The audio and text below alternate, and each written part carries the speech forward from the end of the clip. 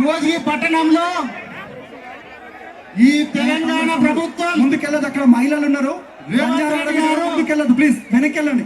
రైతులకు ఇచ్చిన హామీలు కానీ, ప్రజలకు ఇచ్చిన హామీలు కానీ, 6 గ్యారంటీలు కానీ, వాటేది కూడా ఇచ్చిన హామీలు అమలు చేయనందుకు ఈరోజు రైతులకు ఇచ్చిన రైతు బంధు కానీ, అదేవిధంగా రుణమాఫీ కంప్లీట్ గా చేస్తానని చెప్పి చేయనందుకు, రైతు బంధు ఇవ్వనందుకు, వరి పంట బోనస్ ఇవ్వనందుకు పెద్ద ఎత్తున అన్న స్టేజ్ మీద ఓవర్లోడ్ అయింది. కొంతమంది దిగాలి ప్లీజ్. సగం మంది కిందికి దిగాలి. సత్యవతి రాథోడ్ గారు మైకి రావాలి. అందరు దిగాలి ప్లీజ్. ఈ కార్యక్రమం ఇంత పెద్ద ఎత్తున ఏర్పాటు చేసిన కార్యక్రమానికి పెద్దలు గౌరవనీయులు రాష్ట్ర వర్కింగ్ ప్రెసిడెంట్ అన్న దిగండి ప్లీజ్. రామారావు అన్న గారికి స్టేజ్ ఓవర్లోడ్ అయింది. అందరు దిగండి ప్లీజ్. శ్రీనివాస్ గౌడ్ గారికి, నిరంజన్ రెడ్డి గారికి, సబితా ఇంద్రారెడ్డి గారికి, సందర్భి గారికి, లక్ష్మారెడ్డి గారికి స్టేజ్ మీద నుంచి దిగాలి. చాలా మంది గౌరవ గారు సభ పెట్టి నిరసన తెలియజేస్తున్నాం. మనం ఆ రోజు ఏం చెప్పిండు, ఈ రోజు 26 జనవరి ఉన్నది, ఈ రోజు హాలిడే కాబట్టి ఈ రోజు రాత్రి 12 గంటల తర్వాత అన్న ఇంకొంతమంది స్టేజ్ నుంచి దిగాలి ప్లీజ్. ప్రతి ఒక్క రైతుకు స్టేజ్ నుంచి కొంతమంది దిగాలి ప్లీజ్. రాజు తర్వాత అందరు రైతులన్నా రైతు బంధు టకీ టకీ టకీ అని పడుతుందని చెప్పినాడు. పట్టదా ఎవరికన్నా? పచ్చి మోసం, అబద్ధాలు. అదేవిధంగా ఇందిరమ్మ ఇంట్లో ఏం చేసిండు, పొంగులేటి శ్రీనివాసరెడ్డిది రేవంత్ రెడ్డి ఫోటోలు పెట్టి అక్కడ ఒక ఫామ్ తయారు చేసి పేరు రాసి అందరు పనిచేసింది. ఒక్కొక్క ఊర్లో 200 ఇండ్లు మంజూరైనాయి, 300 ఇండ్లు మంజూరైనాయి. ఒక్క ఇల్లు కూడా ఇంతవరకు శాంక్షన్ రాలే. అది ఇచ్చే దమ్ము కూడా ఈ రేవంత్ రెడ్డికి లేదని చెప్పి మీ అందరూ తెలియజేసుకుంటున్నాను.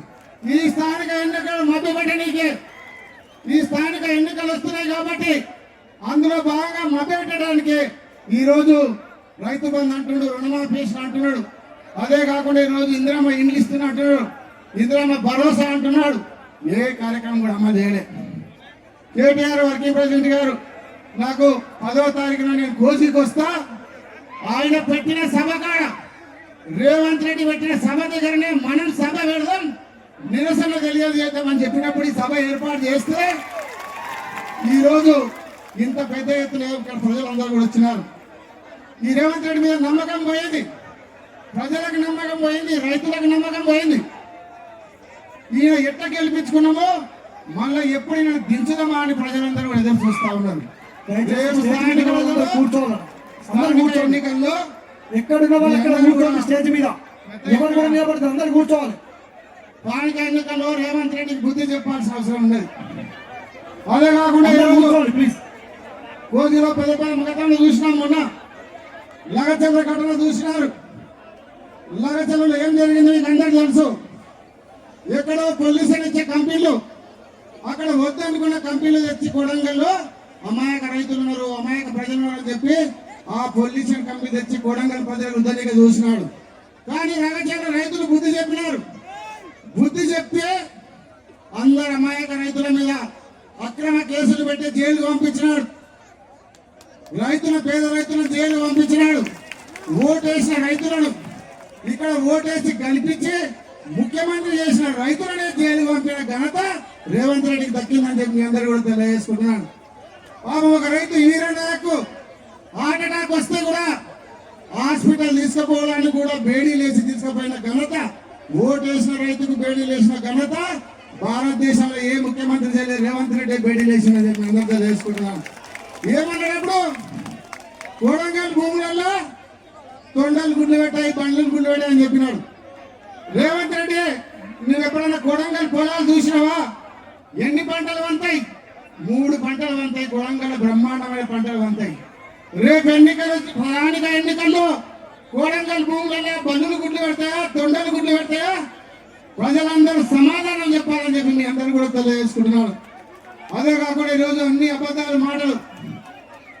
ఆ రోజు జైలుకు పోయినప్పుడు రైతులందరూ జైల్లో పడితే మన వర్కింగ్ ప్రెసిడెంట్ కేటీఆర్ గారు ఒక సొంత అన్న కన్నా, ఒక కుటుంబ సభ్యుని కన్నా ఎక్కువ వాళ్ళను రైతులను ఆదుకున్నాడు. జైల్లోకి వెళ్ళి బయటికి తీసుకొచ్చినాడు. జైళ్ళ నుంచి ఒక్కరు కూడా ఇబ్బంది కాకుండా 2 నెలలు రైతులకు ఒక్కొక్కరి మీద 4 కేసులు పెట్టినారు. బయటికి వచ్చినాక మళ్ళీ జైలుకు పంపినారు. అనేక ఇబ్బందులు పెడితే కేటీఆర్ గారు ఒక అన్న కంటే ఎక్కువగా ఒక కుటుంబ సభ్యులాగా వాళ్ళందరికీ ఒక అడ్వకేట్ లాగా పని చేసి బెయిల్ ఇప్పించి బయటికి తీసుకొచ్చిన ఘనత మన కేటీ రామారావు గారిని దక్కిందని చెప్పి అందరూ తెలియజేసుకుంటున్నాం. అదే కాకుండా ఈరోజు కూడంగల్ అంతా చూసినాం. మనమే పెద్ద ఎత్తున అభివృద్ధి చేసినాం. ఇక్కడ హాస్పిటల్ కట్టినాం, 3 హాస్పిటల్ కట్టినాం. కానీ హాస్పిటల్ స్టాఫ్ లేదు, మందులు లేవు. బ్రహ్మాండంగా ప్రతి గ్రామానికి ప్రతి తాండకు రోడ్ వేసినాం. కేటీఆర్ దత్తత తీసుకున్న తర్వాత 5,000 కోట్ల రూపాయలు కూడంగల్ తీసి అభివృద్ధి చేసినాం. దత్తత తీసుకొని ఏం చేసినామని మాట్లాడుతున్నారు రేవంత్ రెడ్డి. చర్చ పెడితే మేము ఏ గ్రామాలలో రోడ్లు వేసినాం, నువ్వు ఫార్మా కంపెనీలకు డబుల్ రోడ్ తప్ప ఏ గ్రామాల్లో రోడ్ వేయలే. ఎక్కడైతే ఫార్మా కంపెనీ పెడుతుర్రో అక్కడ మాత్రం డబుల్ రోడ్లు వేస్తున్నావు తప్ప ఏ గ్రామానికి తాండకు రోడ్ వేయలే. మనం చేసిన అభివృద్ధి కార్యక్రమాలు కూడంగలో ఉన్నాయి. కాబట్టి ఇప్పటికైనా బుద్ధి తెచ్చుకొని ఈ కోల్ది సభ, ఈ నిరసన సభ, నిరసన రైతు దీక్షదారులను కళ్ళు తెరిచి ఇప్పటికన్నా రైతులకు రైతు బంద్ అయ్యి కంప్లీట్ గా రుణమాఫీ చేయాలి, 4,000 పెన్షన్ ఇవ్వాలి, తులం బంగారం ఇవ్వాలని చెప్పి తెలియజేసుకుంటూ ఈ అవకాశం ఇచ్చిన ఇంత పెద్ద ఎత్తున హాజరైన ప్రజలందరూ కూడా ధన్యవాదాలు తెలియజేసుకుంటూ సెలవు తీసుకుంటున్నాను. జై తెలంగాణ, జై కేసీఆర్. ఇప్పుడు గౌరవనీయులు మాజీ మంత్రివర్యులు సత్యవతి రాథోడ్ గారు మాట్లాడతారు.